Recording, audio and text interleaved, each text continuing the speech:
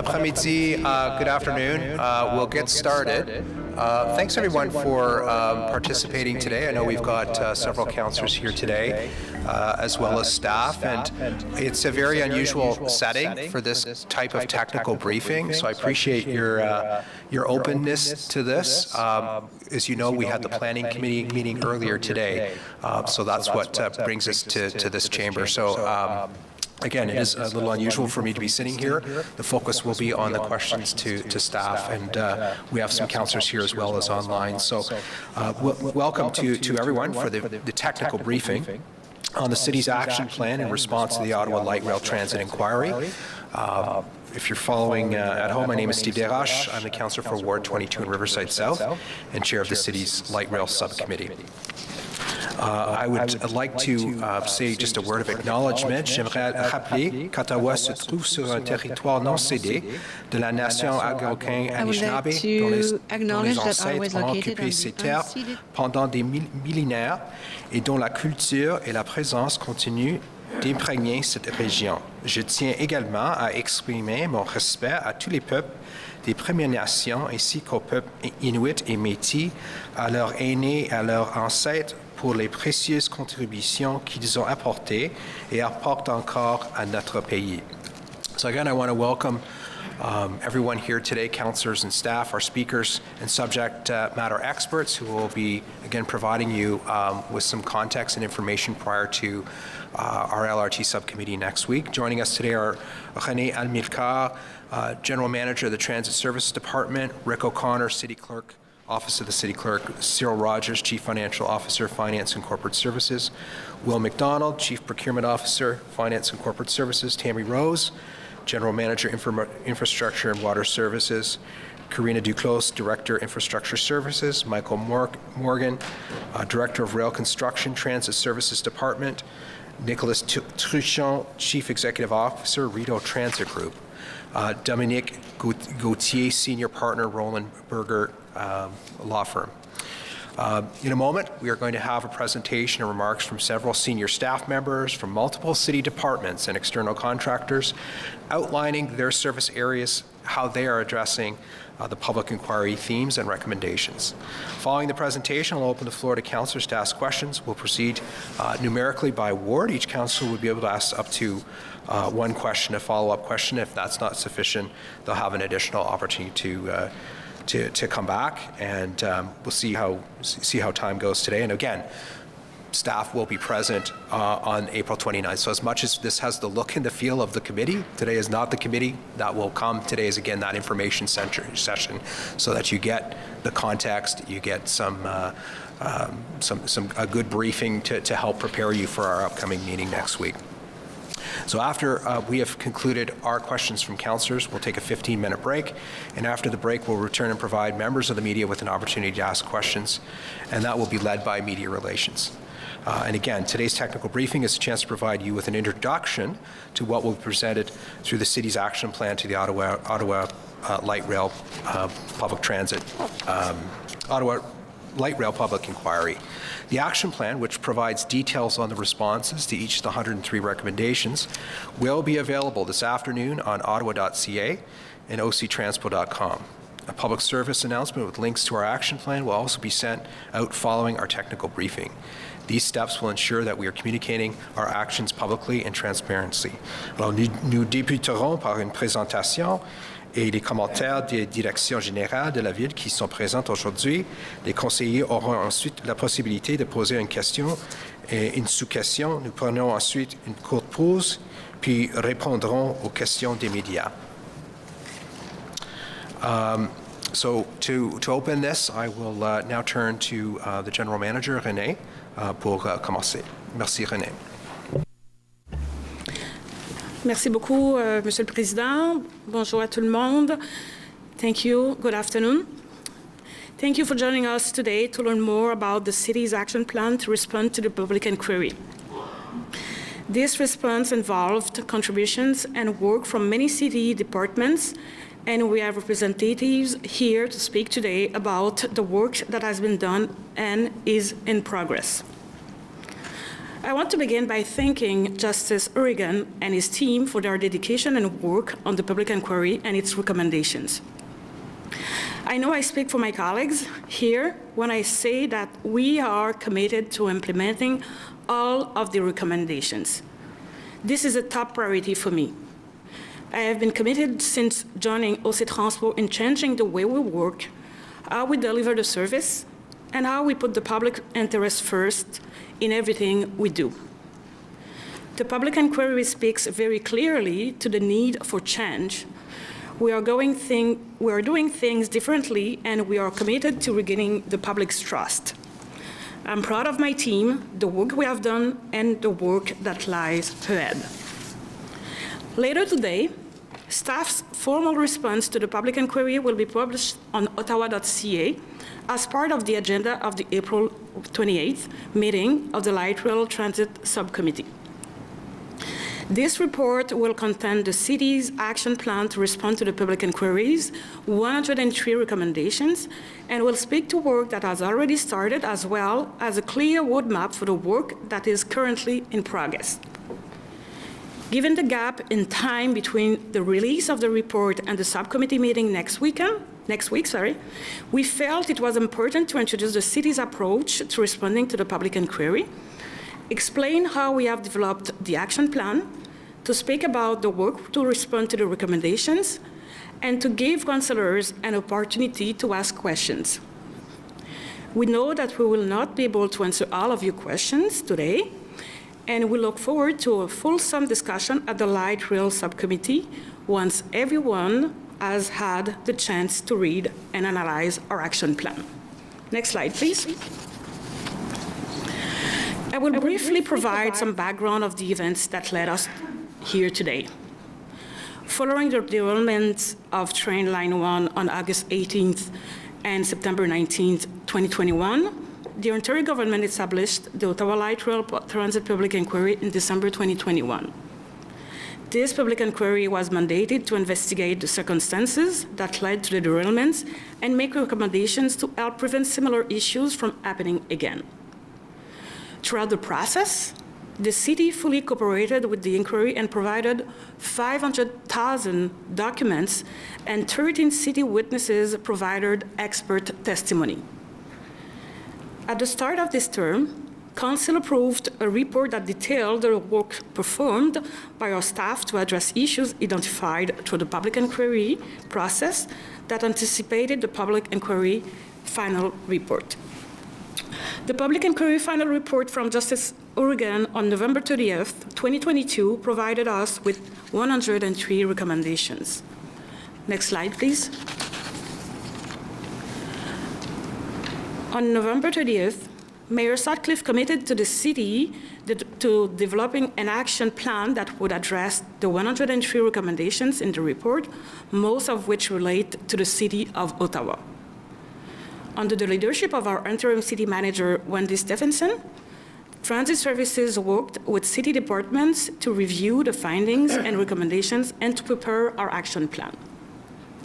The 103 recommendations are far-reaching, and that is why we have been collaborating with many departments across the city, including Finance and Corporate Services, Office of the City Clerk, and Infrastructure and Water Services. Next slide, please. OC Transport began working on improving oversight over the O-train system and improving the reliability of rail service immediately following the 2021 derailment. You will see that the companion report and action plan to address the 103 recommendations reflects these past and ongoing efforts, as well as lessons learned since the launch of rail service.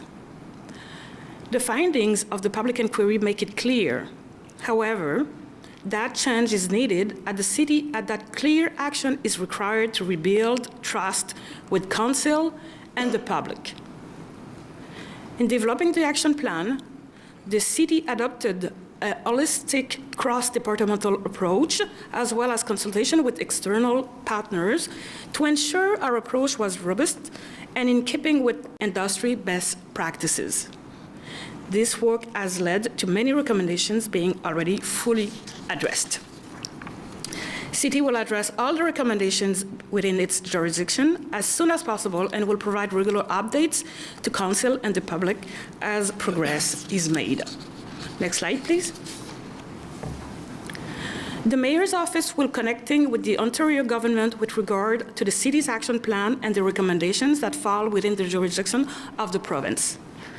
A number of city departments were involved in the action plan response and have representatives here today.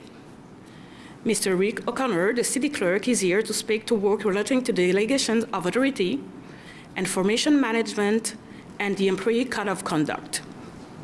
Mr. Cyril Rogers, our Chief Financial Officer, is here to speak to improvements to the city's project management framework and business case policy. Mr. Will McDonald, our Chief Procurement Officer, is here to speak to improvements to policies relating to public-private partnerships. Mrs. Tammy Rose, General Manager of Infrastructure and Water Services, and Mrs. Karina Duclos, Director of Infrastructure Services, are here to speak to the city's management of major infrastructure projects. Mr. Michael Morgan, Director of Rail Construction, is here to speak to the work done by transit services to improve rail reliability and incorporate the recommendations into future light rail projects.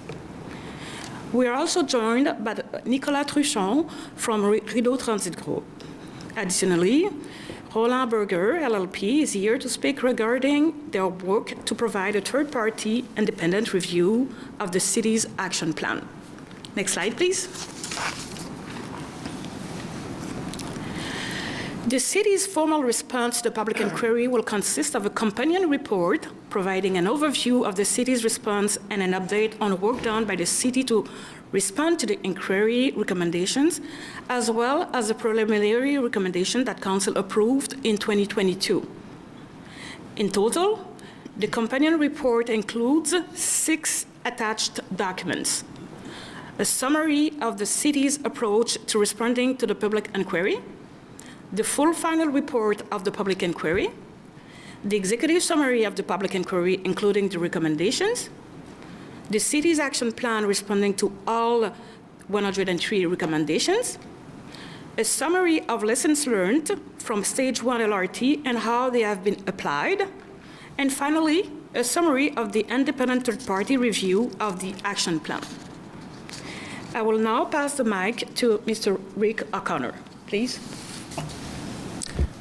Thank you, Renee. Next slide, please. Mr. Chair and members of the committee, when you were looking at recommendation number 60, which talks about accountability for city staff, the commissioner wrote, "The decision-making and information sharing by city staff about project implementation must always accord with the terms of any delegation of authority and other governing council resolutions." And as you look at the slide, you can see that we have a delegation of powers policy as a result of a mandatory requirement in the Municipal Act 2001. And what it literally says is for every delegation of authority at the city's policy level, there must be an equal and opposite, as I like to say, corresponding accountability and transparency mechanism. And that is within the control of City Council at all times. More recently, with the governance report that this council passed this past December, you added a new section to the template for staff reports to be called Delegation of Authority Implications, which is supposed to set out how, when, and where there's going to be that authority and how it's going to be reported out. This should provide ease of reference for members of council who want to follow up on those matters or indeed amend them if they are so inclined. Also, the city solicitor is undertaking now a review of the employee code of conduct, and in doing so, I've touched base with him, and he will be including and trying to ensure that there's additional accountability and transparency for staff with regards to the delegation of authority bylaw and the delegation of powers policy. Next slide, please. When we look at council oversight as a result of this particular report, recommendation 61 from the commissioners said, the participation of any elected officials in project decision-making must be done transparently and in accordance with the governance mechanisms established by council, including any delegations of authority in this regard. Mr. Chair and members of council, you are very familiar with the Municipal Act, and I know you're familiar with Section 5 of the Act, which says that council deals with matters through motions, resolutions, and ultimately bylaws. And for example, at the end of every council meeting, we have a confirmation bylaw which encapsulates everything that took place at that council meeting, and there will also be individual bylaws along the way. Throughout that process, council is enabled to implement any specific governance mechanisms it thinks is important enough, including specific delegations of authority and accountability and transparency mechanisms. In fact, Mr. Chair and members of the committee, you are in your very code of conduct, it expressly sets out the requirement for transparency by saying that the public has a right to open government and transparent decision-making. This is true at City Council, and I think the city remains a leader in accountability and transparency. Staff usually only recommend council going in camera for essentially two reasons. One is for collective bargaining mandates from time to time, and the other is for significant litigation matters that council should be briefed upon. Next slide, please. With regards to access to contractual documents, recommendation number 63 of the report said, all relevant project agreements and subcontracts, as well as any modifications made to them, should be available for review by council unless there is a compelling reason that it should not be made available, the burden of which rests on establishing that compelling reason, with the party asserting that the contract should not be available to City Council. And what does all that mean? Well, it means, first and foremost, Mr. Chair and members of the committee, that you are bound by the Municipal Freedom of Information Act. We like to call it MFIP, Protection of Privacy. There are, of course, two major items in that: the free access to information and the requirement to keep private certain matters. Having said that, council can and does establish from time to time formal processes with regards to accessing this information, not the least of which is the ability to go in closed session if they require that to happen. That being said, Mr. Mayor, Mr. Chair, we have on ottawa.ca something we call the routine disclosure pages. And I want to remind members, because I know that you're very familiar with it, that we have a section and a link under the Open, Transparent, and Accountable Government, which talks about public disclosure. And when you go into the disclosure section, it includes things like disclosure of office expenses for members of council and senior staff, Office of the Protocols, a disclosure of their expenses, which is again my office, routine disclosure and active dissemination for every department. It is listed there, and you can go in, click online, and pick out any number of documents that you want to see. And then there were a couple of changes most recently made. The first was we've added to this public disclosure mayoral decisions pursuant to the Municipal Act, which was a requirement of the provincial government to make sure that those decisions were made public. And the second one was a direction by council to ensure that all SLT memos to members of council were placed online so the public and the media could see them. The last thing I'll mention in this regard, Mr. Chair, is the disclosure of executed contracts and reports. This is a long-standing provision for this council. We have contracts of significant public interest and other similar documents on there, and they include the Confederation Lines OLRT project agreement, the Rideau sinkhole root cause analysis report, and the ever-popular standstill agreement. Having said that, Mr. Chair, we have updated that to include the update of the Public Order Emergency Commission regarding the Freedom Convoy protests, and we've also added at Council's express direction parts 1 and 2 of the Ottawa People's Commission's report. So there is a plethora of information that we keep online with regards to this and a host of other matters. Thank you, Mr. Chair. I'll now turn it over to my colleague, Mr. Cyril Rogers, the Acting Chief Financial Officer for the Corporation. Thank you, Rick, and good afternoon, Chair, members of Council. So today I'm joined by my colleague, Will McDonald, and both of us will speak to the action plans and recommendations as it stems from the Finance and Corporate Services Department. Before we proceed, I do like to highlight that a number of these recommendations outlined in the OLRT Public Inquiry report are aligned to city policies, frameworks, and procedures that are supported by the Finance and Corporate Services Department. These recommendations can be referenced in the supporting action plan, where finance and corporate services have been identified as the lead department, or in some cases, a supporting department as we proceed through the action plan. I would also like to highlight that we are very supportive of these recommendations, and we've already begun a considerable amount of work in proceeding in terms of addressing these action plans and rolling these forward. Next slide, please. As it relates to the project management framework and the business case policy, I'll speak to the action plan as we move forward, in which we'll be addressing these recommendations as outlined in the report. The city launched its project and program management framework and business case policy in 2013. As part of our regular review cycle in 2017, we amalgamated those two into one policy. The ultimate goal is to ensure that we have a common and consistent application of project management principles and practices across all city-led projects. This framework is further supported by the enterprise risk management policy, and together these documents inform the risk-based decision-making and are aligned to best practices put forth by the globally recognized Project Management Institute and International Organization for Standardization. The Finance and Corporate Services Department had already begun reviewing the business case and project management policy as part of our next or current schedule of our policy review cycle.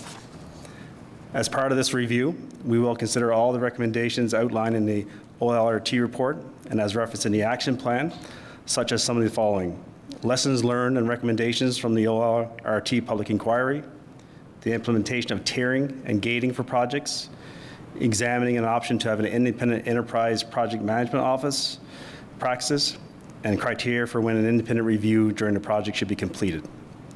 Staff are also consulting with internal project management stakeholders, conducting an environmental scan on leading project management practices in other municipalities and federal government as well as part of this review.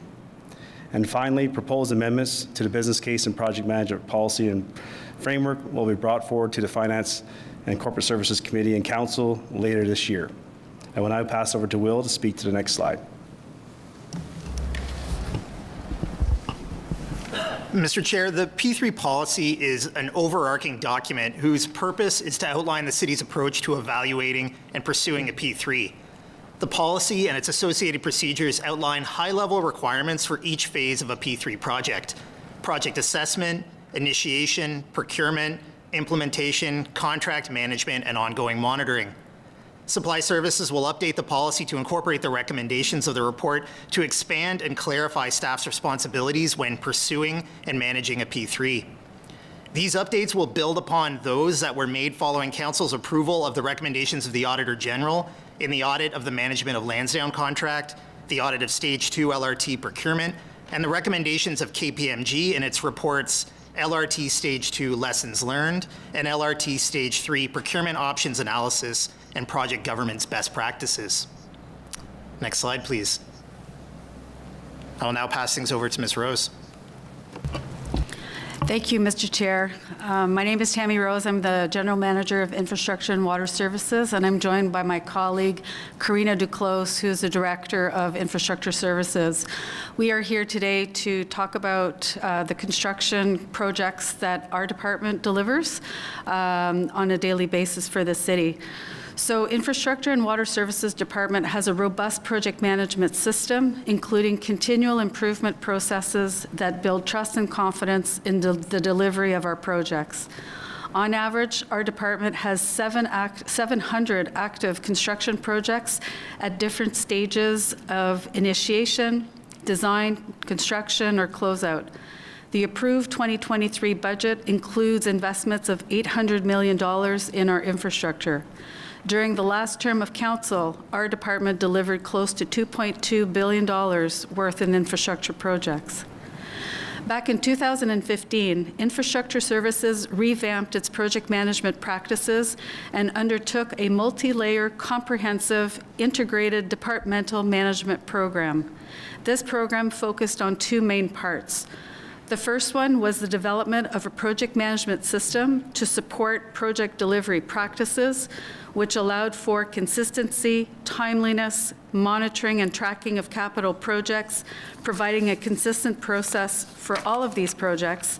And the second part was focused on the competency development plan that addressed all aspects of the people side of project delivery by defining and profiling core roles and responsibilities and ensuring ongoing training and development in current project management skills.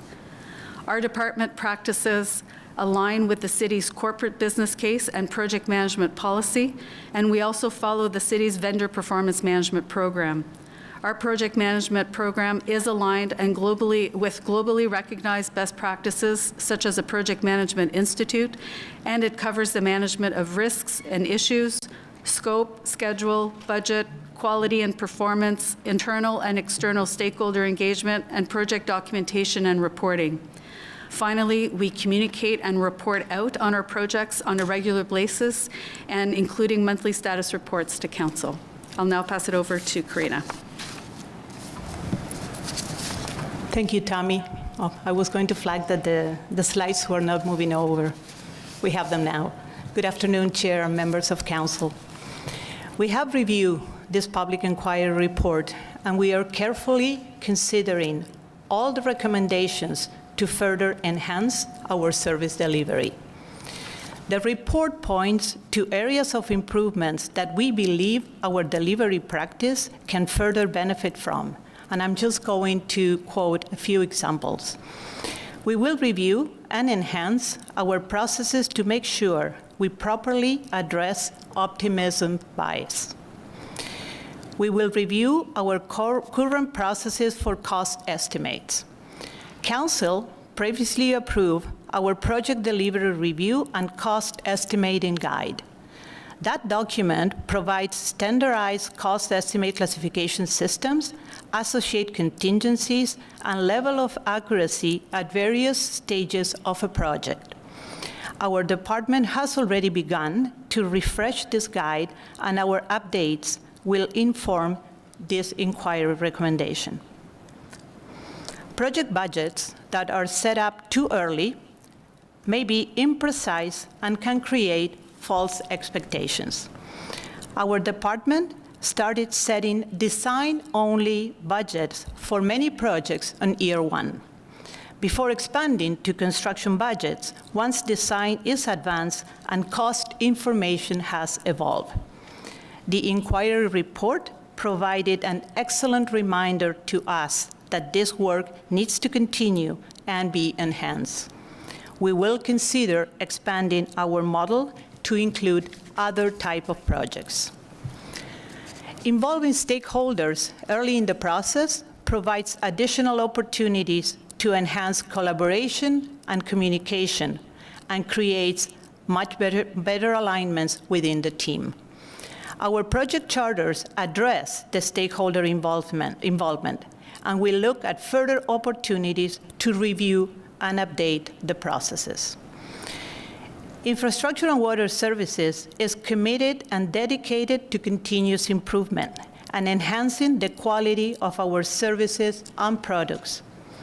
Through regular review and oversight of our processes, procedures, and tools, we look for opportunities to enhance our methodology to align with industry standards, best practices, and to build confidence and trust in the delivery of our services.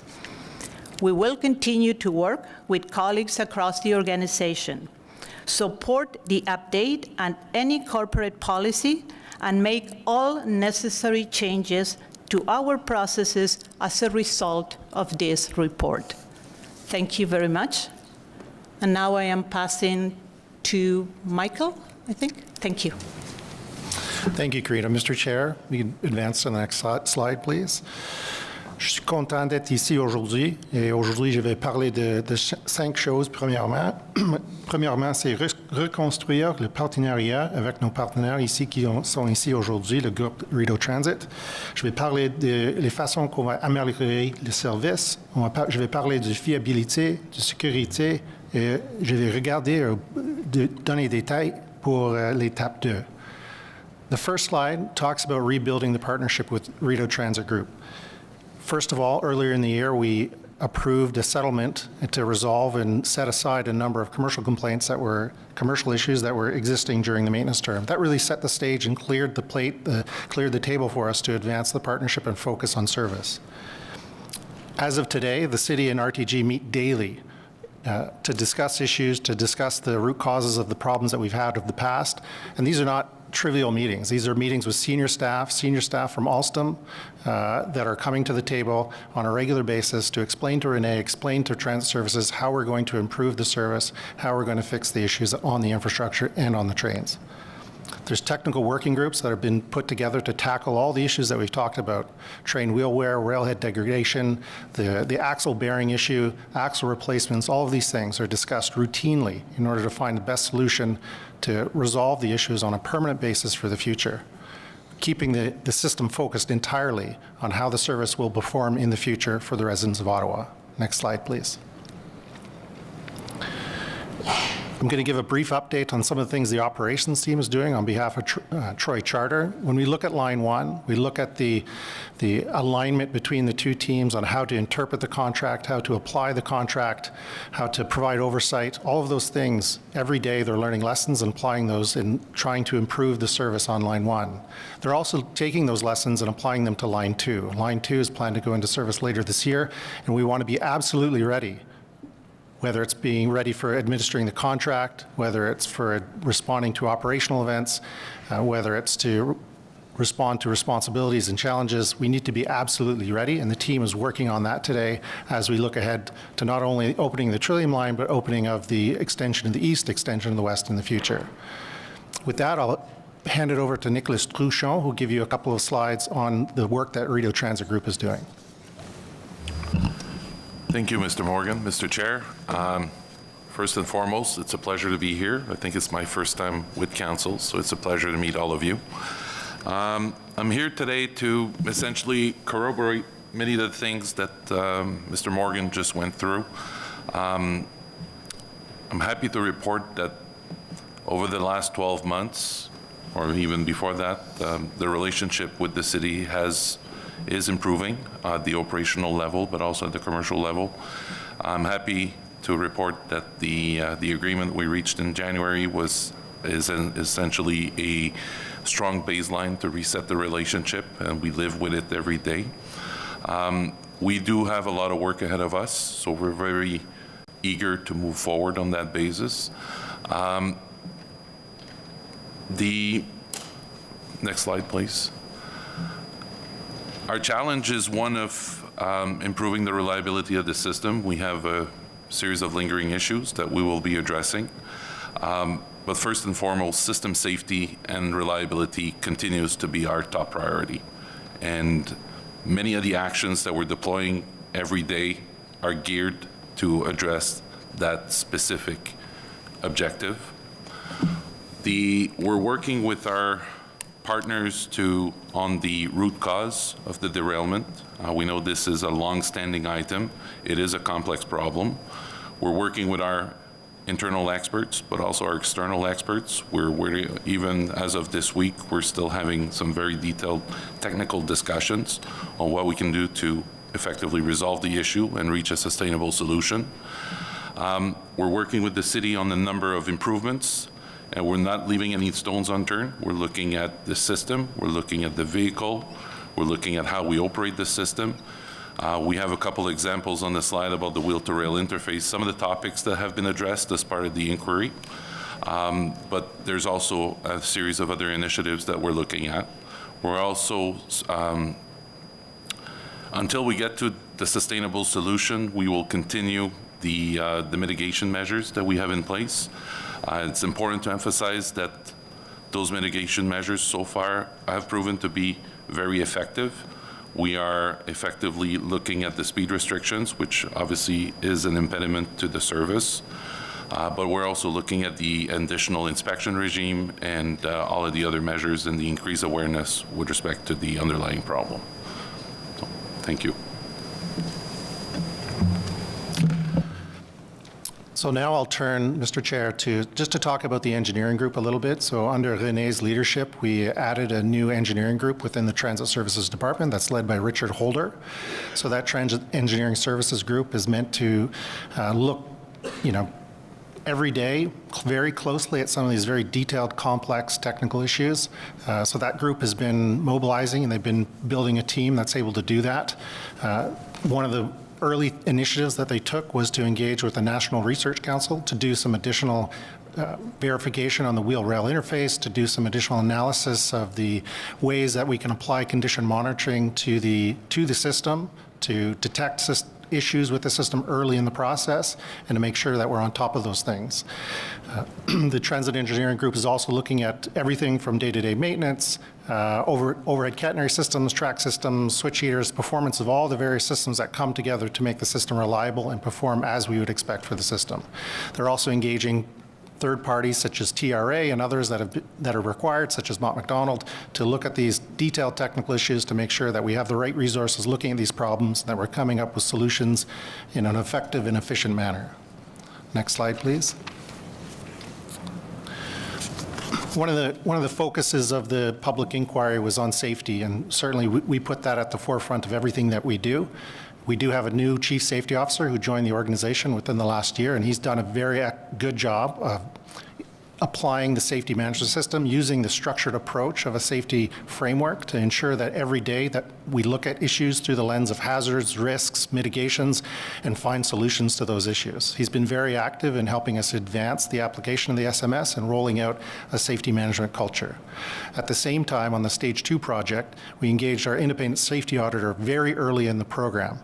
So within a year of launching the construction program after the contract award, we had the safety auditor in place who was engaged with both parties, Transit Next on the Trillium line as well as East-West Connectors on the Confederation line, to make sure that from the outset we are looking at hazards, we are looking at mitigations, we are rolling those safety improvements into the system such that at the end of the day we get a sign-off from the independent safety auditor, and we know and we're comfortable providing a recommendation to council that the system's safe and ready to use into service.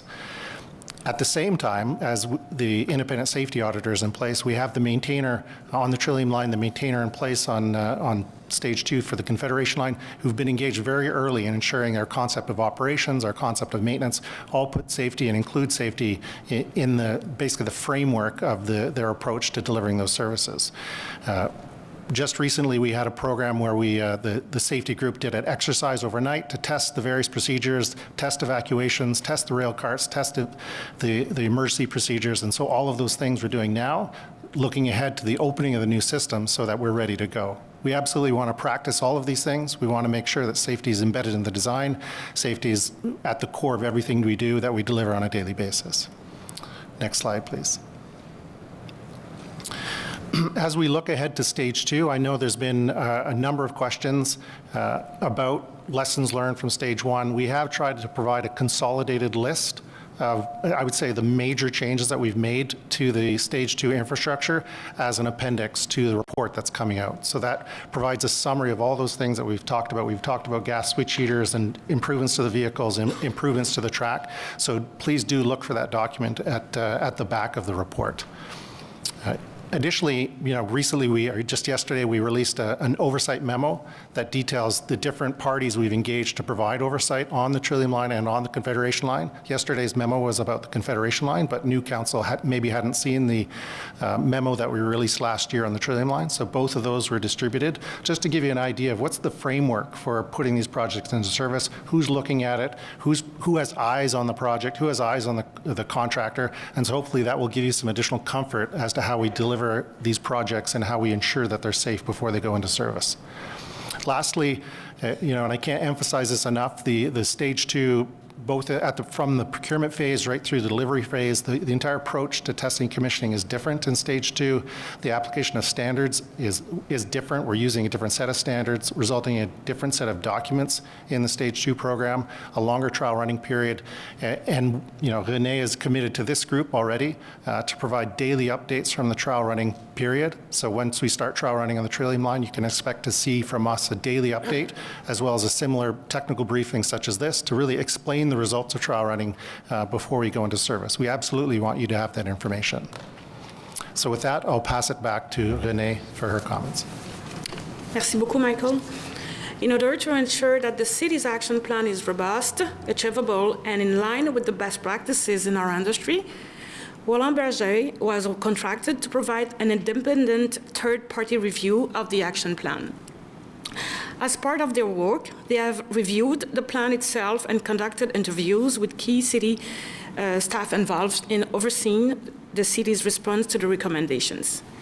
Their independent assessment found that the action plan is generally robust, exhaustive, and highly relevant to the 103 OLRT inquiry report recommendations. Their assessment recommends a focus on transparent and consistent communications with regards to the status of those recommendations, with which city staff agree and commit to achieving. I will now ask Dominique Gauthier, senior partner from Roland Berger, to speak about their work. Thank you, René. Good afternoon, everyone. Bonjour à tout le monde. Bonjour aux membres du Conseil. I'm very happy to be here to share our insights regarding the internal action plan Oversight Transport has been developing after the public inquiry. Next slide, please. Maybe first of all, before jumping into our recommendation, just highlighting who is Roland Berger. I know you probably know Roland Berger, but in a few words, we are one of the global consultancy with a deep expertise in rail and infrastructure. We are a company with 3,000 people, 320 partners owning the company across the world in 51 offices. And our transportation practice is one of the largest practice of our firm. And we have worked and supported many clients across the world, ranging from mass transit operators to infrastructure developers. So we do believe we are well positioned to support Oversight Transport in the project we have been doing. Next slide. In terms of sequence, needless to say that after this public inquiry report with the 103 recommendations, Oversight Transport has developed a very robust internal action plan. And we have been asked to assess this plan in terms of robustness, effectiveness, and feasibility. And we have also suggested a few amendments to the different actions to even improve the plan. So that was our mandate in a nutshell. Next slide. What was our process to assess the plan? Three-step process. First of all, we have reviewed systematically the 103 recommendations that have been developed by the public inquiry report, and we have identified 40 actions that were specifically assigned to Oversight Transport, and we have looked at these actions in very detail. We have also provided a framework for Oversight Transport to oversee the assigned recommendation to the public contractors. And eventually, we have developed a framework to communicate the action plans for the different stakeholders. Next slide. Something quite important in the process was to mirror the action plan with the best practices across the world. So we have assessed the plan informed by a lot of best practices that have been leveraged from our internal network across the world. So 8 transit-related projects and 2 other projects, so ranging from Sydney, London, Beijing, but also a few projects out of Canada, the Canada Line project, to give you an example. So we have looked at our benchmarking and best practices and mirror the plan to this project. Next slide. We have used a smart action framework to look at every action because our assessment needed to be factual and objective. So we have used this thorough methodology for each action. Whether that means smart framework, a good action plan is about being specific, measurable, achievable, relevant, and timely. And we have looked at every action through this lens to give an objective and fair view of every action. The interest of this methodology is that this is systematic and fact-based, and we have given OC Transpo a view on each of these actions. Next slide. What are our conclusions? Overall, the internal action plan is robust and feasible, exhaustive and relevant, and we really do believe that the plan and the implementation of the actions will contribute to increase and will contribute to ensure the success of the Stage 2 light rail project. What does that mean concretely? So out of the 40 actions that have been assigned to OC Transpo, all of these actions are well and fully equipped to ensure successful implementation of next light rail project. And we do believe that out of these 40, 11 can be even strengthened to go beyond this kind of project. What does that take to the ultimate success of the plan? So one, a clear prioritization and sequences of these actions. Two, the availability of human and financial resources to implement these actions. And three, the access to relevant capabilities and skills for each action. Eventually, next slide, as I said, we have provided a framework to communicate the plan to the different stakeholders to ensure the right level of dialogue among them. We do believe that transparent and clear communication are key to execute this kind of project. That is something that has always been mentioned in our best practices and benchmarking. We have provided for the four main stakeholders 4 different formats for the city council, for the government, for the client teams, and for the public and the media. Thank you. Merci beaucoup, Dominique. Chair, j'espère que cette présentation va avoir convaincu vous-même ainsi que les autres conseillers ainsi que le maire que nous avons pris ces recommandations de façon très sérieuse et que nous avons fait un travail qui est des plus rigoureux. Donc, l'engagement que j'ai pris auprès de vous et que je reprends à nouveau aujourd'hui, c'est de continuer à travailler avec l'équipe de manière à ce que nous puissions faire en sorte que le train léger devienne un train fiable auquel le public va croire. Before we conclude this presentation, I want to take a moment to speak to OC Transpo's customers and talk about next steps. Since the launch of our LRT system, Transit Services has not paused in its efforts to address ongoing issues with the rail system so as to improve the service we deliver to you. Ensuring that your interests are first and that we continue to improve and learn from this work is a personal priority and that of my team. As I mentioned earlier, the action plan will be published on ottawa.ca later, and translation of the full package of the material, including the report, action plan, and supporting documents, will be available as soon as it's ready. This report will be at the Light Rail Subcommittee meeting on Friday, April 28th.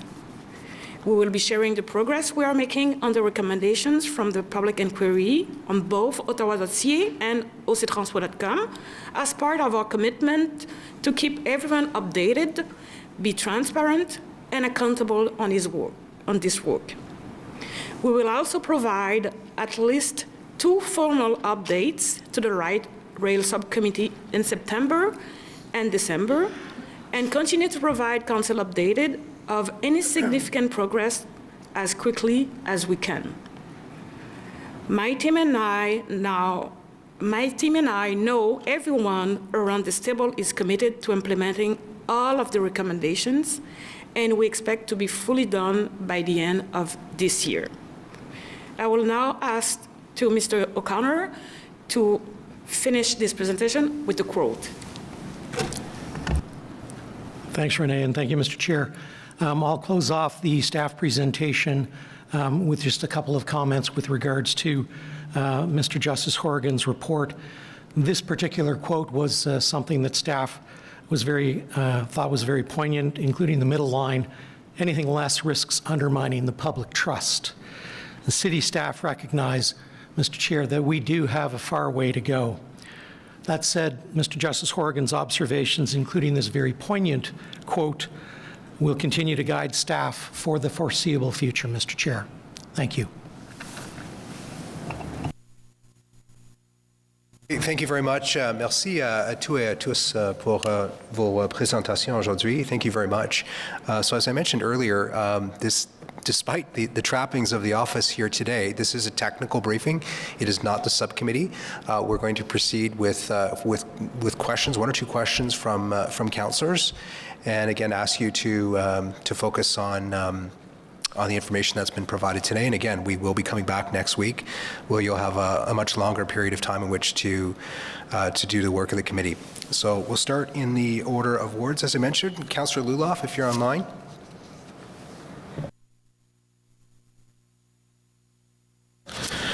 Don't see him there. Councillor Dudas.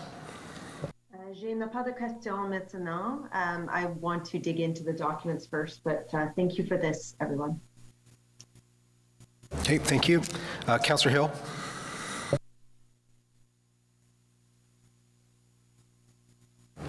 Conseillère Curry.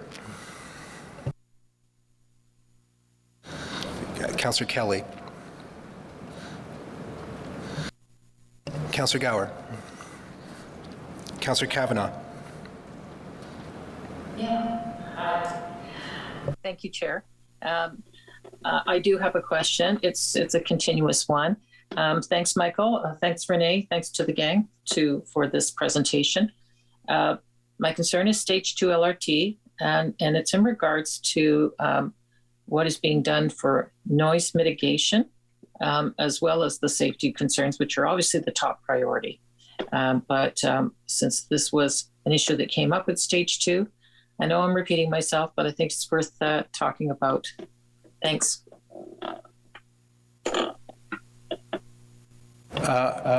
Is there a particular recommendation in the inquiry, Councillor, that you're interested in? Is there? It was about applying what was done with stage 1 to improve it for stage 2, and since most of the onus is on us to make it safe, of course, but I wanted to know if sound mitigation is also part of it. Okay, I'll let staff answer. Thank you. Mr. Chair, through you to the councillor, the appendix that includes the lessons learned provides a very brief summary of the noise mitigations that we're including in stage 2, especially on the Confederation Line West. I'm happy to go through that in greater detail with the councillor offline. And obviously, any safety-related recommendations, there was a deep dive, there was early engagement of the safety auditor. There's a variety of things that we've done to include in the process for the project delivery that will guide us as we ensure we build a safe system. Okay. Thank you. Okay, thank you very much. Councillor Johnson. Thank you. I just wanted to ask for clarification on a couple of terms used in the slides. So the first being on slide 16, language to address optimism bias. Can you please expand for me what kind of optimism bias you might have seen in the projects or in the project management before, how you're going to be reviewing for that to protect from that in the future? What does that mean? Thank you for the question, Councillor. I really appreciate that. The report, the LRT report, speaks about optimism bias. And I have to admit that I have to go and research the expression because I was not too familiar. But it's basically the position that we take, thinking that things are not going to happen to us, or things are not going to go bad, and things are going to go as planned. So we do have as part of our project management processes, issues and risks that we look at all the time. We map them, we look at mitigations, and when we read the optimism bias in the report, we thought this is a great way of looking at a project from a different perspective, not from a technical aspect, but what else can go wrong? What else can happen that can derail the project? So we thought that it was a good element to take away and look at our project management practices and the way we set up our charters, or what discussions we have when we talk about risk, and how do we make sure that we are not too optimistic when we look at how we're going to move ahead with the project. So it's keeping in mind that things can happen and try to anticipate and plan for them. Thank you. Can I follow up? Yeah, so I was just wondering how, then looking at the final slide, when we're looking at the various audiences that we're going to be preparing this document for, the final one for the public and the media, the first objective of that is to strengthen the reputation. And I just wonder, is there if we're looking for optimism bias in one place, are we going to be careful about optimism bias when we think about our reports going out to the public? Because I think it's actually in the execution of those objectives in a good way, or in a results-based way, that will establish that trust.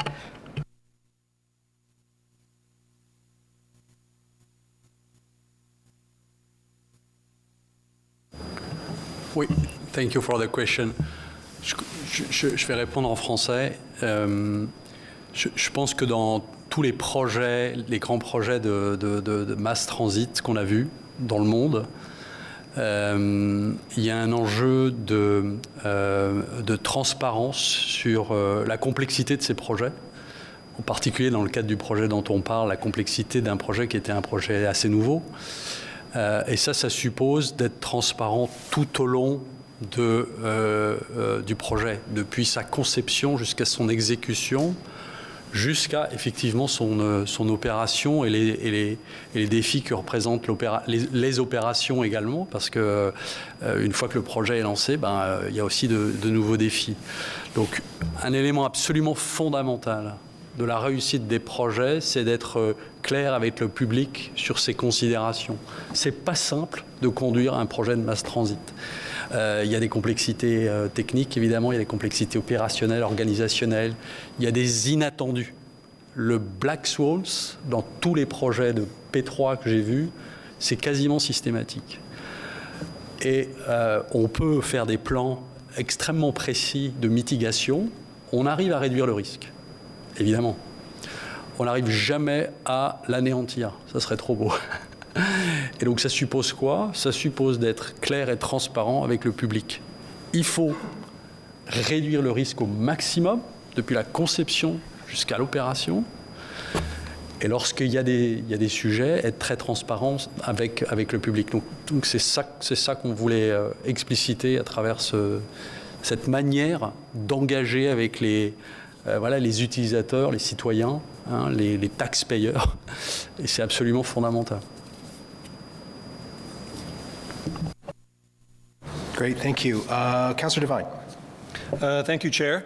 I suppose because my other colleagues didn't have questions, I get 17. Is that the way procedure works? No, I'll keep my questions limited, and I'm not a member of the LRT subcommittee nor of Transit Commission, so I don't. I'll take advantage of this opportunity here, and I can't see your name from there, Mr. Dominique Gauthier, and I don't believe we'll have you at the other meeting. So I think my questions will be directed towards you as the independent assessor, and I very much appreciate that. Rick O'Connor framed the beginning, bookended this presentation with, issues about public trust. I have two goals. One is to ensure that our system is reliable, to have it fixed. And my other goal is to build public trust through a restoration of transparency, openness, and accountability. I think that is a critically important piece, just as important as getting to the root cause analysis. I believe that transparency and openness are are central to accountability. I also believe, however, that accountability only has true currency when a lack of it leads to consequence. There were rules in place to prevent a lack of transparency before. Those rules were perhaps not held in high regard. And yet, from what I see from the outside, there was no sanction, there was no consequence. And so Mr. O'Connor was making reference to rules currently in place and the advent of new rules coming forward, the opportunity for new rules coming forward. Mr. Dominique, I don't know if we haven't seen the 40 actions, so I'm not sure if the 40 actions that you assessed spoke to improved measures for accountability. If they did speak to improved measures for accountability, are you confident that the measures that you assessed, whether a re-emphasis on the current rules or the promise of new rules for accountability and transparency, will they lead to a greater level of accountability if recent history shows that there's no consequence for it? Again, I'm going to answer in French if you don't mind. But notre mandat était limité à la revue du plan d'action dossier transpo. Nous, on n'a pas donné notre avis sur les 103 recommandations du Public Inquiry Report, dont beaucoup de recommandations parlent d'accountability. Nous, on n'a pas eu comme mandat d'apprécier les 103 recommandations du report, qui nous semblent, au vu, encore une fois, de notre mandat, des bonnes recommandations. Certains sont très académiques, d'autres très très bonnes et très opérationnelles. Il y a beaucoup de sujets autour de la accountability, mais notre mandat pour OC Transpo, c'était d'évaluer la robustesse du plan d'action d'OC Transpo. Donc on n'a pas de jugement sur les 103 recommandations qui ont été établies par l'enquête publique. Thank you. Just to follow up, I know that I heard the word robust, I think 30 times today. I mentioned the word robust about 4 times myself in a meeting earlier. I always laugh at myself when I say the word robust so many times. So my follow-up question, Mr. Clerk, or someone on staff, do we have confidence that with the implementation or the revisitation of the kinds of policies and rules that we want to put in place for transparency and openness and accountability, transparency and openness and the enforcement of those, do I have the confidence, should I have the confidence that that will lead ultimately to my greatest goal, which is a true and genuine system of accountability in our public government?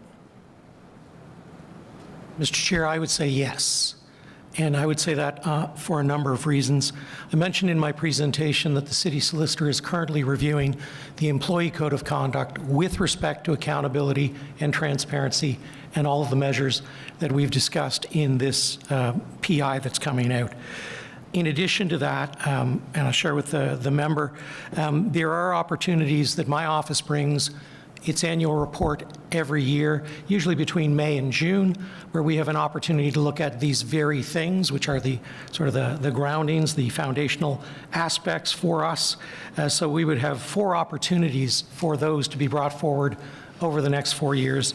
In addition, Mr. Chair, there is something that I know most of you are familiar with called a midterm governance review, which would be next year, seems very close for those of us who work on it, where it would be the 5th opportunity for us to introduce those types of things. So yes, Mr. Chair, I am confident.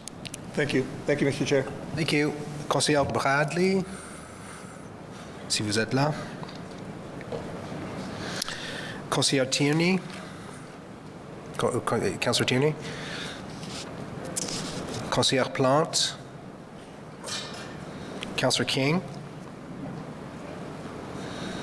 Councillor Troster. Sorry? Yeah, go ahead if you have a question. Oh, no, I apologize. I had that mistake. Okay, no, I'm just going through the roll here, so that's okay. Thank you. Thank you. Yeah, thank you. Councillor Leeper, you're here.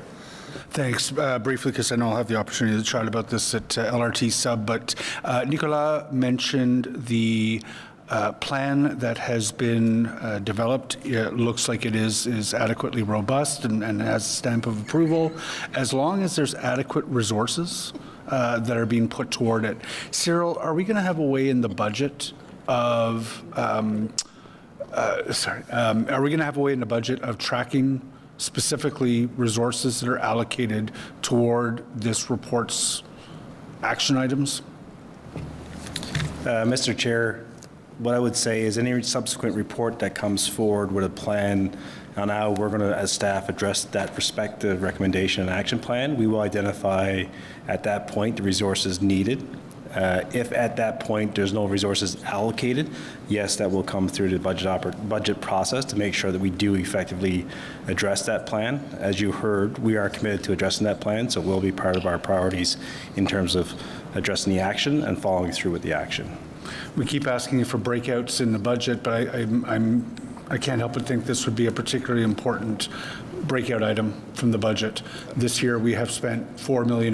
This year we have spent $8 million on achieving the action items, the success of the action items. So something to give some thought to. Yeah, Mr. Chair, that's a great point and is noted. Thank you. Thanks. Thanks, Councillor Leeper. Councillor Brockington.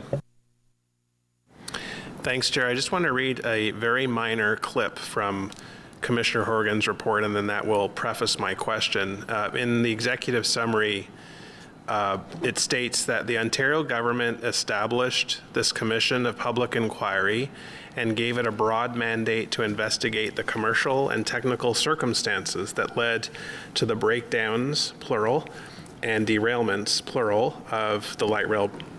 In doing so, the Commission was to examine each major aspect and component of the project from start to finish, identify ways to avoid similar problems in the future.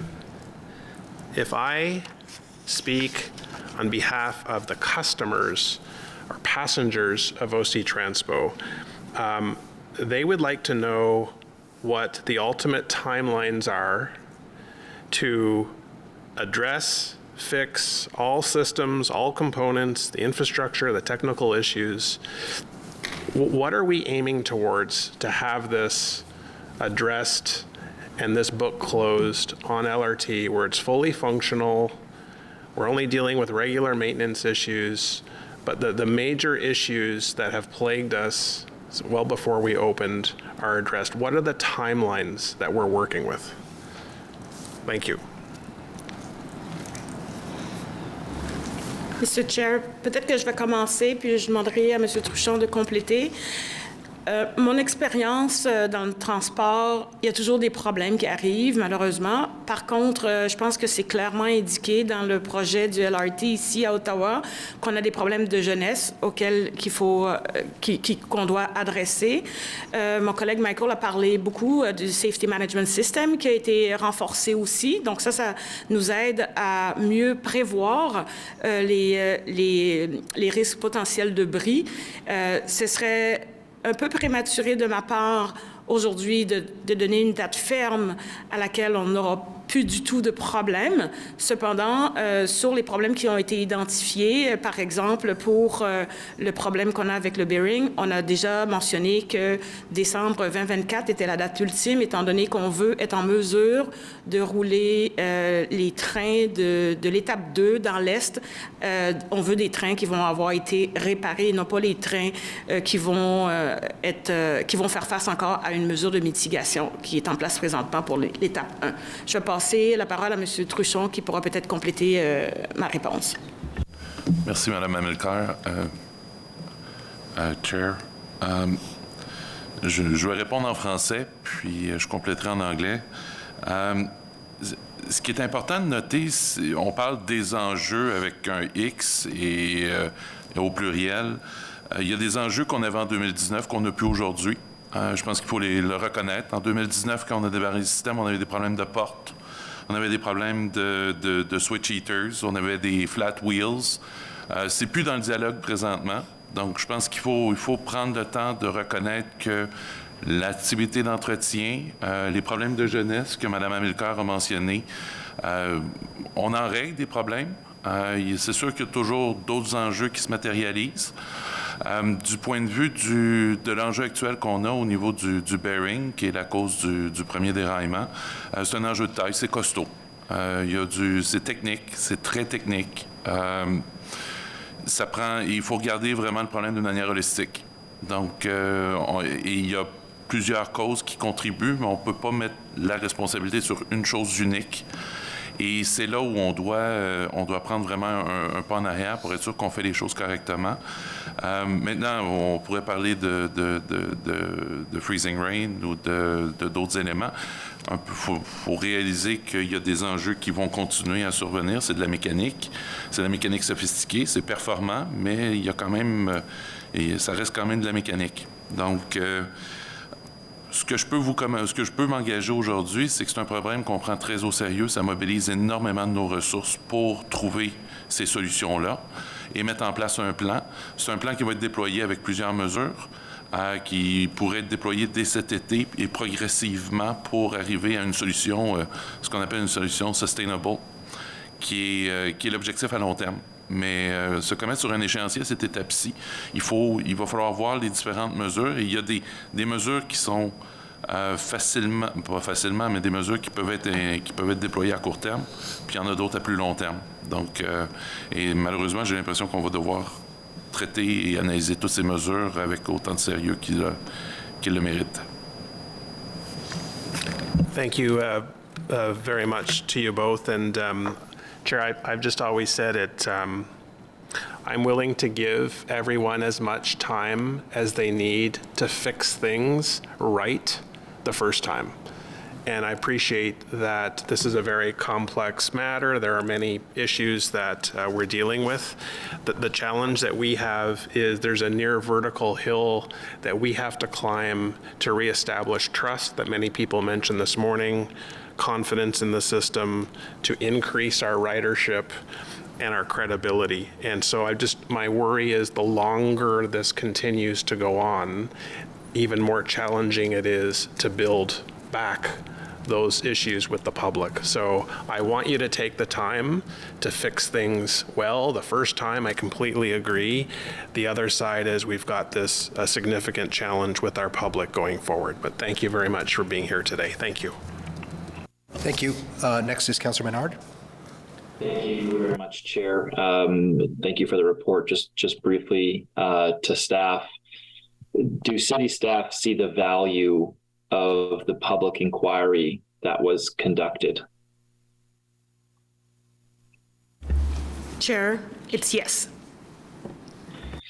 Thank you for that confirmation. Do staff believe that further public inquiry into the stage 2 decision-making may be required regarding the concealing of technical scores? Chair, no. Okay, and I'd just ask how we get to a better outcome than what happened with stage 2, when many of us decision makers felt like we were very pressured in a short timeline. And we saw, I think, the repetition of concerns that Justice Horgan had outlined in stage 1 that were repeating themselves in stage 2. And so I'd like to get to a better conclusion for us in the future where we don't feel that way. Pressure to make a decision in short order without having the information in front of us, where it may not be in the best public interest to do so. I do have other questions, Chair, and I'll ask most of them at the committee meeting. But just on our approach to P3 projects, Deloitte was hired by the City of Ottawa to advise on procurement and financing. And it was Deloitte that recommended using a P3 approach on this project. The public inquiry found that Deloitte's report did not fully consider the disadvantages associated with a P3 model for the delivery of OLRT1, and that the downsides of proceeding with the P3 were not thoroughly analyzed.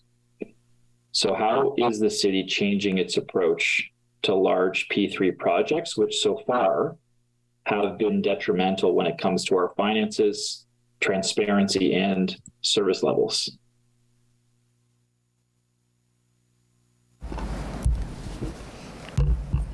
Mr. Chair, as I noted in the presentation, we've been making a number of updates to the manner in which we assess and pursue P3 projects in the future, and these are the result of both the recommendations that have come forward from the Auditor General in their review of the Stage 2 procurement, as well as the recommendations of KPMG in their review of the Stage 2 lesson learned and their proposed best practices for governance and selection for a future Stage 3.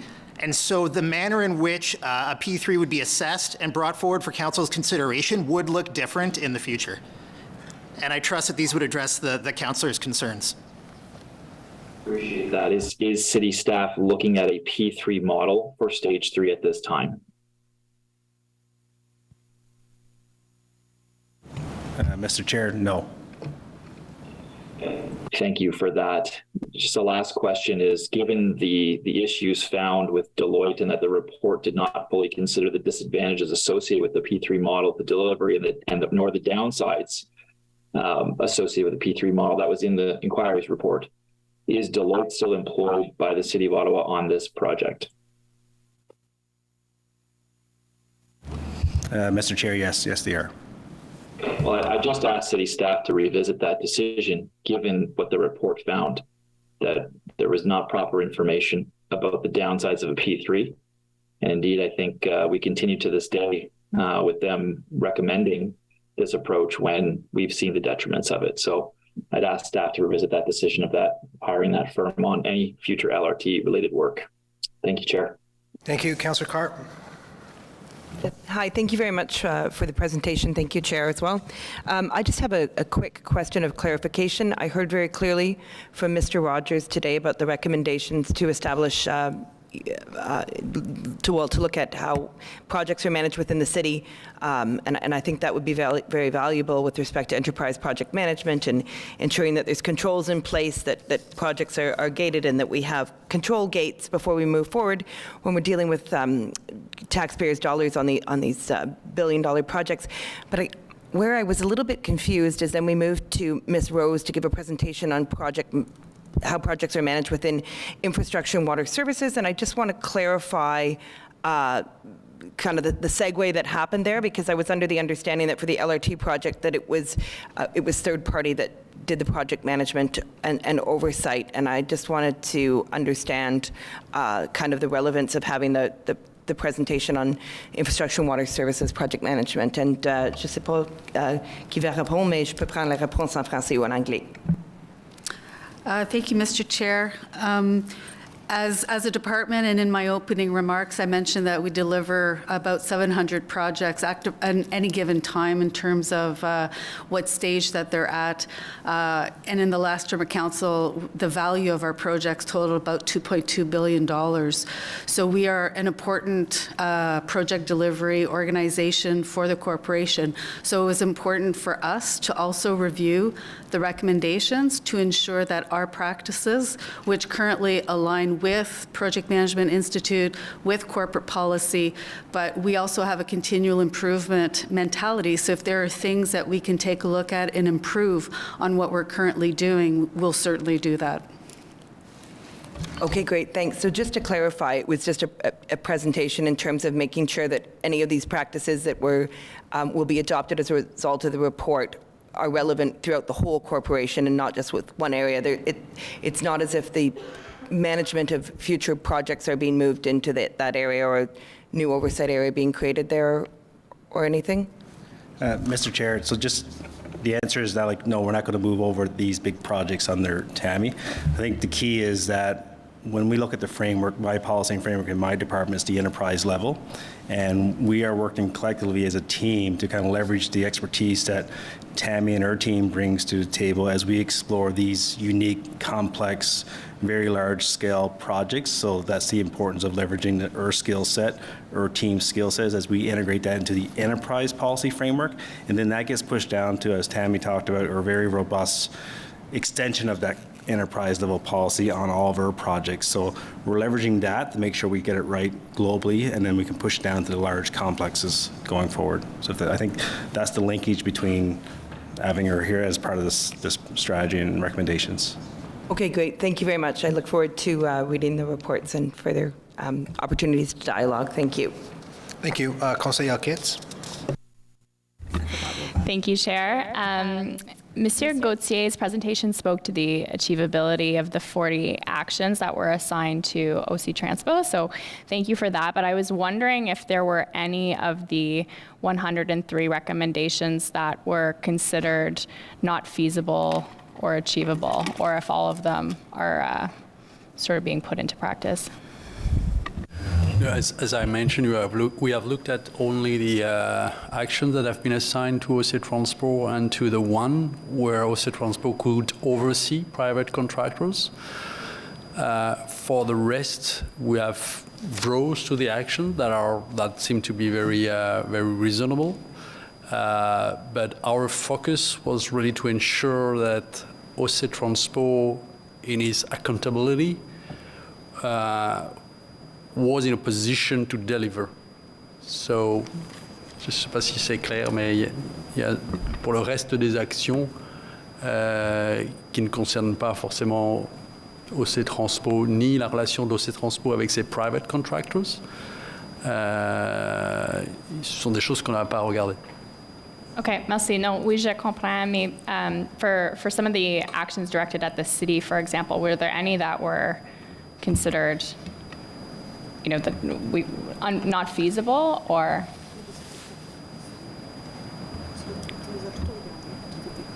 Oui.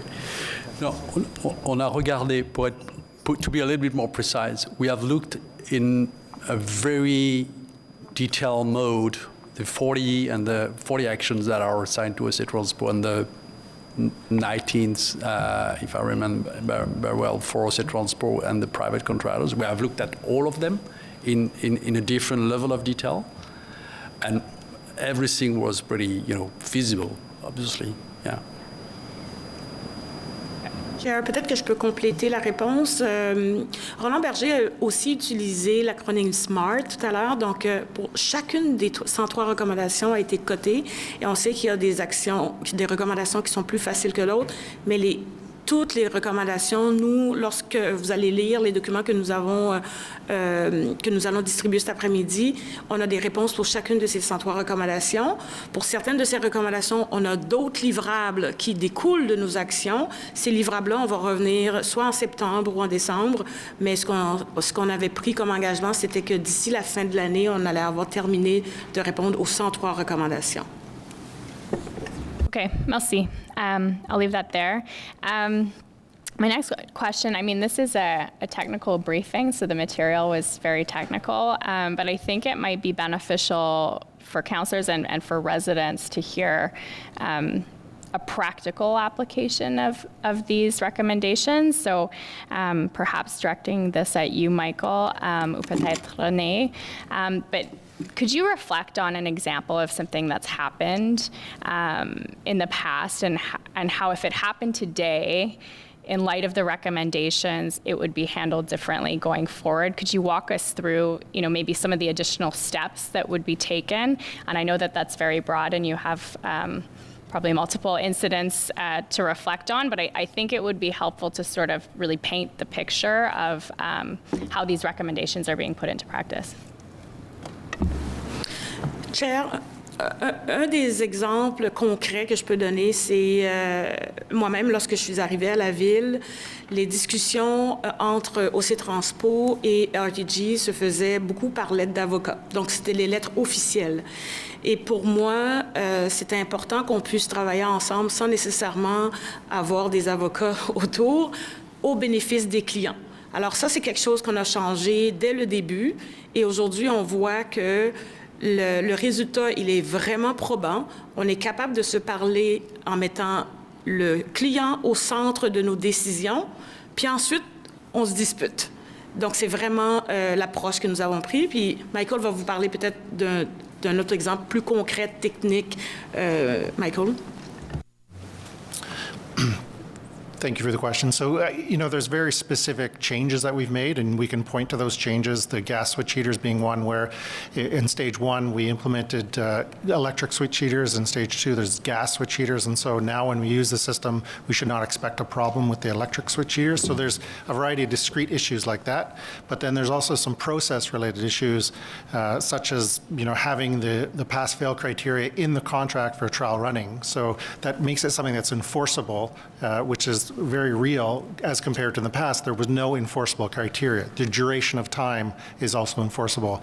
In the stage 1 contract, there wasn't a proper amount of time allocated to training of staff. So in what we see in the East contract is 84 days allocated of just training time where staff will have the opportunity to run trains end to end from Blair to Trim. So you'll see that for the 84 days long before we start talking about actually opening for the public. That's something that we didn't see in stage 1. So there's some process related issues, there's some specific technical issues, and then fundamentally throughout all of it is about the relationship and just understanding that it's not always stick, sometimes it's a carrot as well. You need to help the contractor, you need to make sure that they're healthy and sustainable to get you a good product. So I think those are probably the 3 areas that are a little bit more tangible. Great, thank you. I really appreciate those responses, and I think when this is discussed at LRT subcommittee and going forward, I think highlighting those changes will be helpful for the public, to regain some of that trust. So thank you. Thank you, Councillor DeRuse. Councillor Brown. Councillor Hubley. Councillor Loeb. No questions, thank you. Great, thank you very much. This concludes our questions from councillors today. Appreciate everyone's time. Again, appreciate the effort, the considerable effort of staff to put together the presentation as well as the action plan that is being made available to the public. Look forward to welcoming councillors at our subcommittee next week, and please come with your questions specific to the recommendations and the follow-up, and we'll continue the conversation there. So we'll take a 15-minute break. On va prendre une pause pour 15 minutes. Et là, je vais passer la réunion à la section des médias pour les questions de médias. So I'll turn it over to the Media Relations Department in 15 minutes, and they'll facilitate the Q's and A's with members of the media. So thanks very much again to all the members today and to the staff.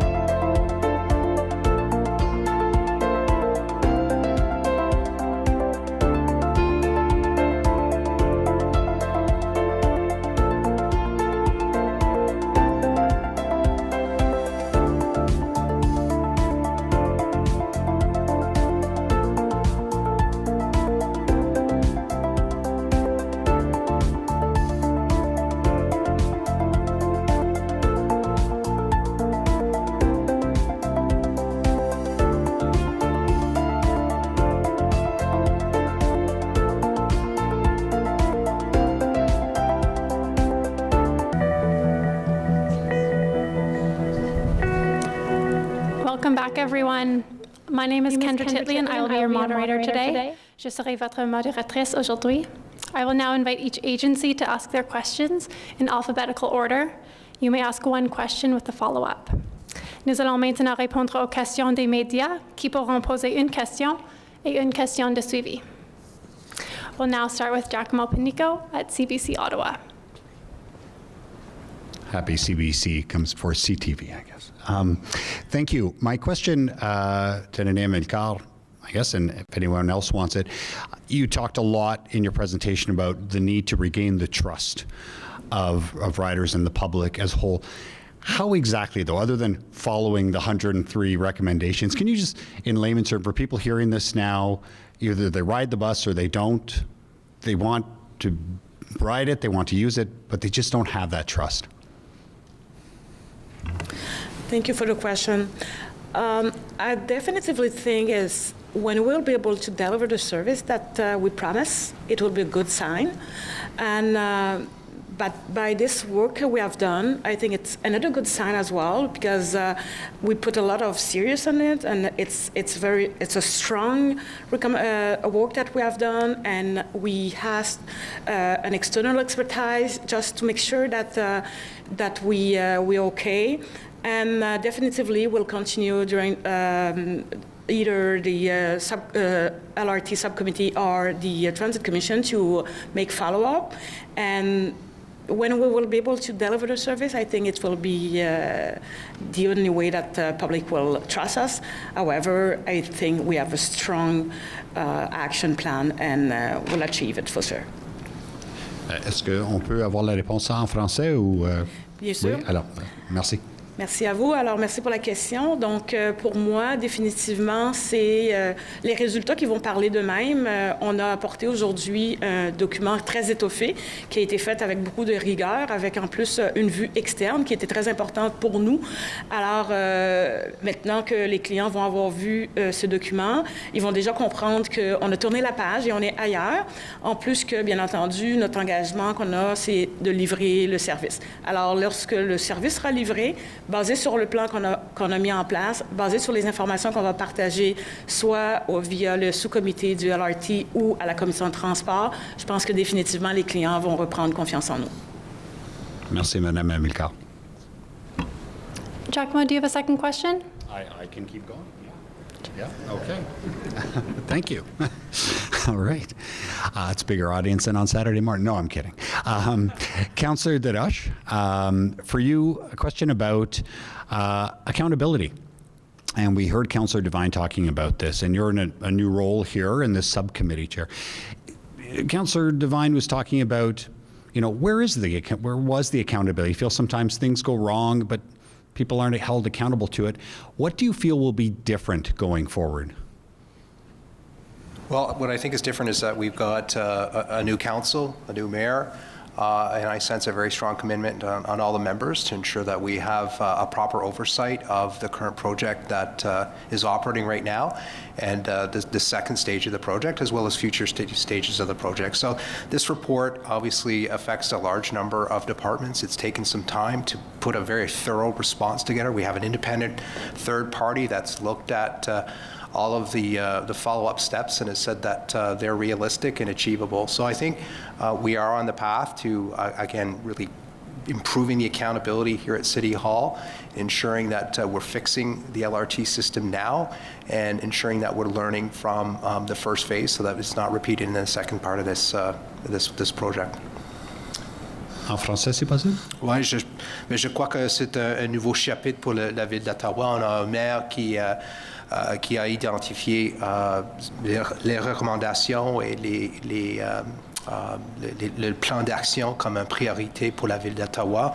Je sais qu'on a 24 conseillers qui sont vraiment visés à avoir un projet qui va être bon pour tous les citoyens et qu'on ne répète pas les problèmes que ce qu'on a vu dans la première phase du projet. So, c'est un chapitre, je pense, que très important pour la ville d'Ottawa.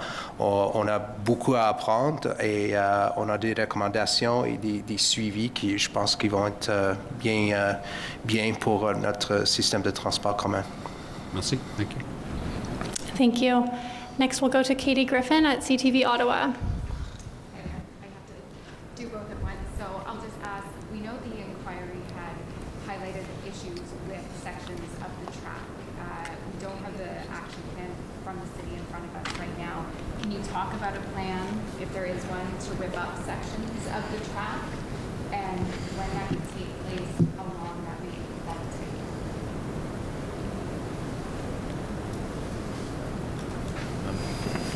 Thank you for the question. What I would say is we're not ready to rip out sections of the track yet. I think this was certainly one hypothesis that was being put forward. We're certainly working with our technical experts to identify issues with respect to the configuration, the alignment, the build with respect to the track. For the time being, the focus is about the grinding campaign that we're going to have this coming summer, which is going to reduce a phenomenon that we call corrugation. And we're working with RTM and Alstom to come up with the right profile with respect to the wheel-to-rail interface. So we're working on those parameters before going down the road of ripping out track, as you referred to. And so we know about the work that's starting later this month when it comes to examining how bad the water infiltration is in the tunnel. Is there anything in the coming weeks or months that is going to also be that's going to cause a significant disruption?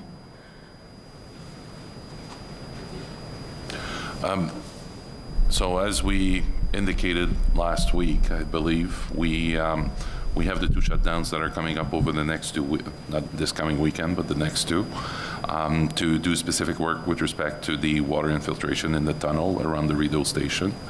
In terms of additional maintenance work, obviously all systems need to undergo maintenance. We're in discussion right now with the city about some further work, which we will target to do in the first half of the month of June.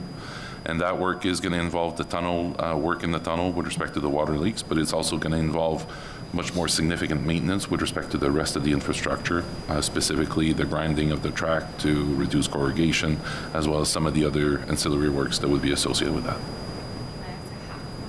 Just in terms of how long the work, because obviously you're going to, investigate in April, April, May, and then perhaps do actual repairs in June.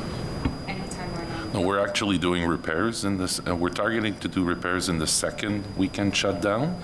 And then depending on how those repairs perform, we will expand the methodology to other sections in the tunnel. So we're doing test sections over the next 2 weekends so that then we can focus and deploy the program on a much broader scale. Thank you very much.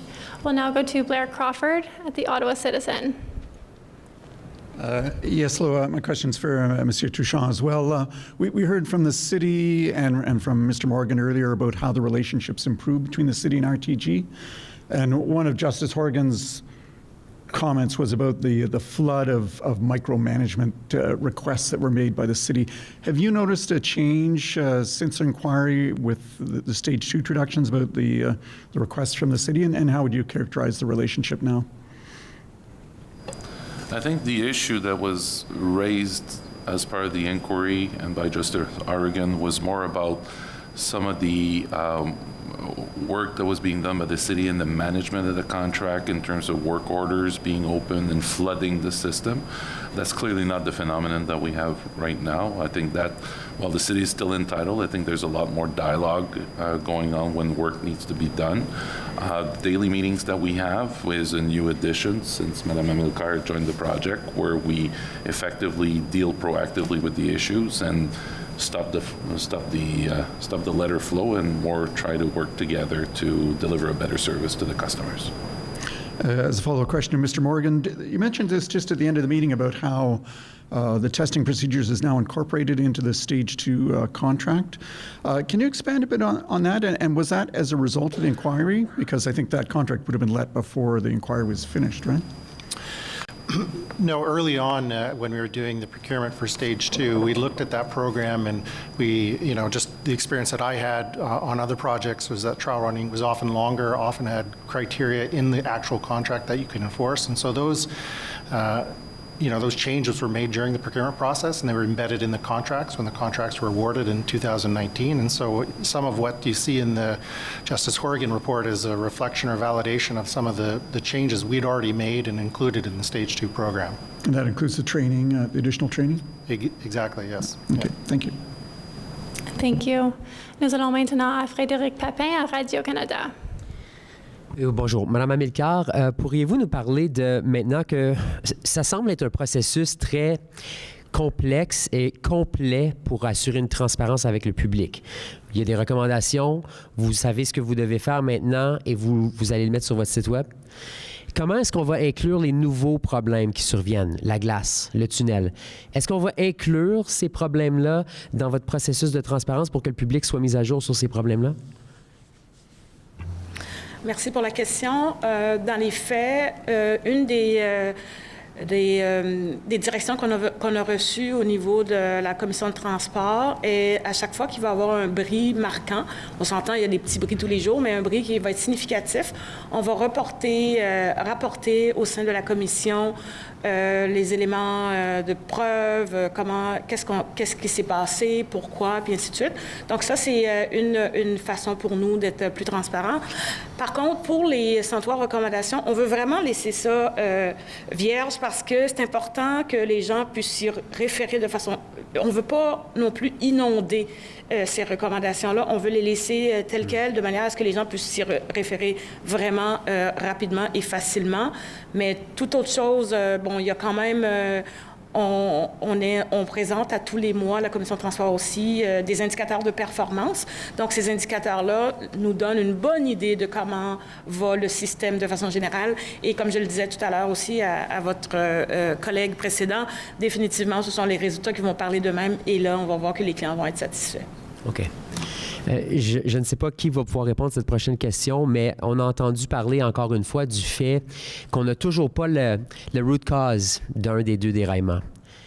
Alors, qu'est-ce qui explique qu'on n'a pas cette cause-là? Pourquoi? Qu'est-ce qui complexifie l'accès à cette information-là? Puis dans le contexte où vous essayez de nous mettre à jour sur le rapport, là, ce déraillement-là, on en a parlé dans ce rapport-là. Je pense que c'est M. Truchon. Je peux commencer, puis M. Truchon pourra continuer. À toutes les semaines, on a des réunions avec toutes les parties, que ce soit RTG, RTM, Alstom, pour justement trouver la cause du déraillement. On sait c'est quoi la cause. On essaie de comprendre pourquoi c'est arrivé. On sait qu'il y a un jeu dans le bearing. Ça, on ne l'a jamais caché. On essaie d'identifier d'où sortent ces forces excessives-là qui font en sorte que ça amène ce jeu.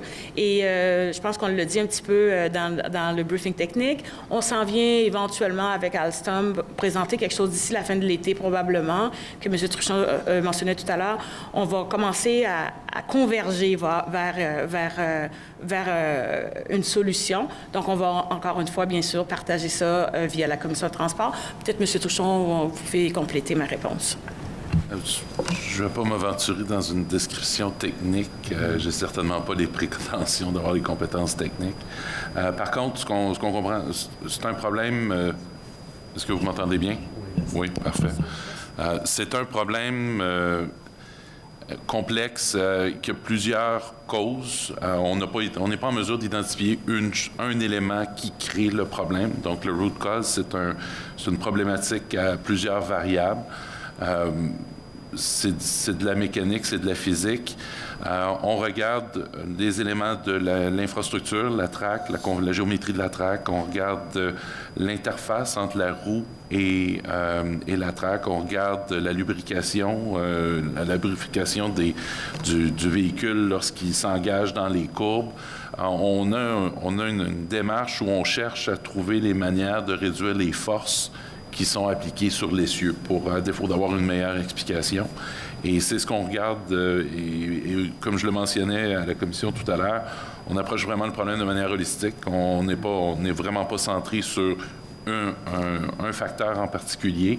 Donc, ça va être un éventail de mesures qu'on considère comme étant additives, qui vont nous redonner la robustesse qu'on veut aller chercher au niveau de l'essieu pour avoir quelque chose qui va être soutenable à long terme. Est-ce qu'on peut avoir ça en anglais, M. Truchon? Je vais essayer. sur pourquoi why it's taking so long to get. Why it's taking so long is, as I indicated to the Commission previously, it's a very complex technical issue with a number of contributing factors. We haven't been able to identify a single contributing factor as having an excessive impact over the situation that we're experiencing with the axle bearing. However, we are looking at taking a very holistic view on all elements, whether those are track, whether those are operating requirements, whether those are vehicle specific. We're leaving no stones unturned in terms of identifying measures that can be deployed in the short term that will give us the margin that we need so that we can have a sustainable solution in a longer term basis. Thank you, merci. We do have time for a second round of questions if there are any media that would like to ask an additional question. Giacomo? I guess this question would be for Michael Morgan. When you alluded about sticks and carrots in your answer, and I guess listeners, viewers, everyone will be wondering, how are things going to be different when it comes to implementation for the Trillium line, Stage 2, and such? So they felt that at the time the city was going easy on the contractor when milestones weren't being met. That's a perception that's there, and I want you to give you a chance to address if things are going to be different this time.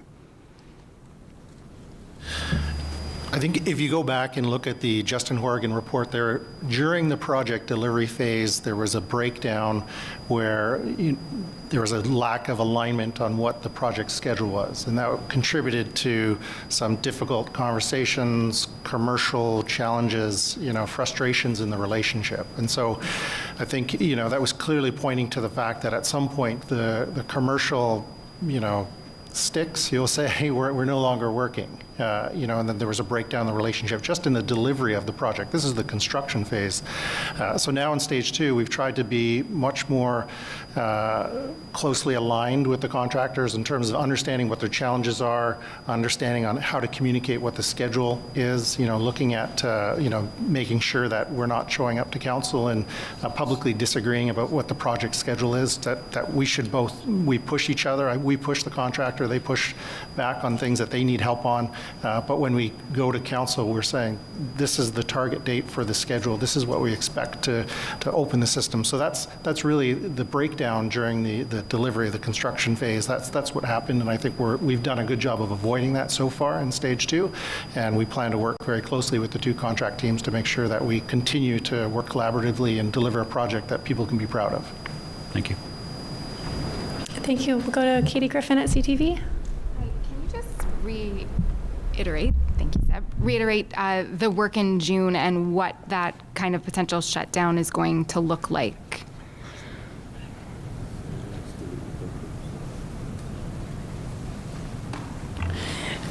Thank you for the question. If you don't mind, we'll come back with a memo because we're still working with the parties to make sure which day we will close everything, and some days we will just single tracking.